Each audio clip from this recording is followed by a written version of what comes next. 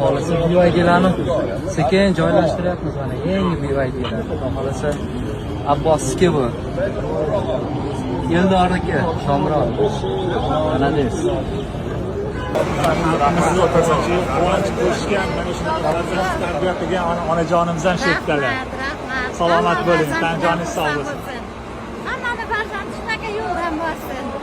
Salomat bo'ling. Sizga ham butun xalqimiz nomidan katta rahmat aytamiz. Sog' bo'ling. O'rtasidan inshaalloh oilaviy mehr muhabbat baxt saodatda yashanglar. 3 xonali uy xudo xolasa muborak bo'lsin. TXT kompaniyasidan sizga mana shaxsan Xurshid akaning o'zlari xalqimizning nomidan 3 xonali uy gap bo'lsin deymiz. Rahmat. Sog' bo'lasizlar. Hal bo'ldi, ammo Qatar bilan o'zaro hisob-kitobimiz bor va g'alabaga bo'lgan ishtiyoq haligacha o'sha darajadami?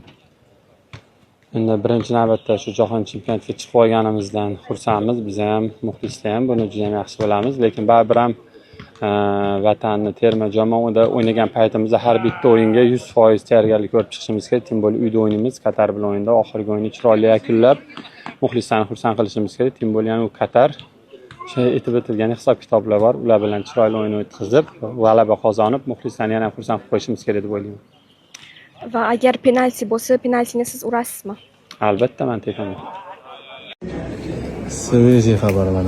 Kataniya janoblari Toshkentda.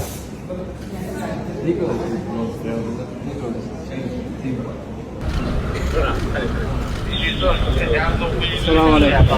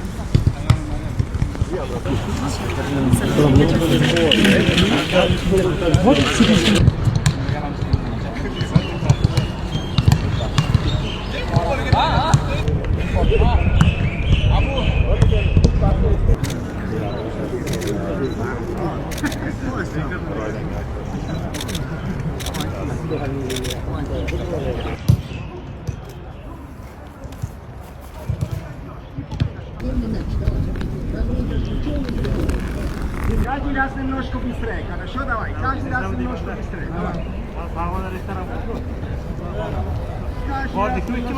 Давай.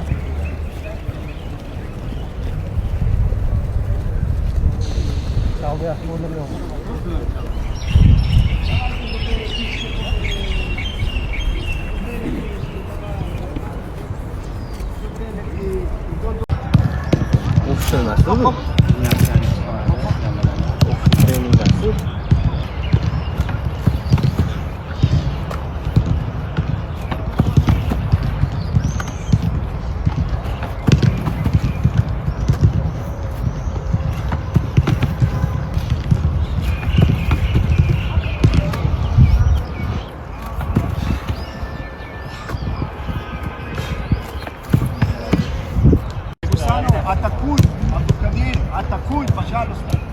Идешь в атаку. Атакуй, атакуй,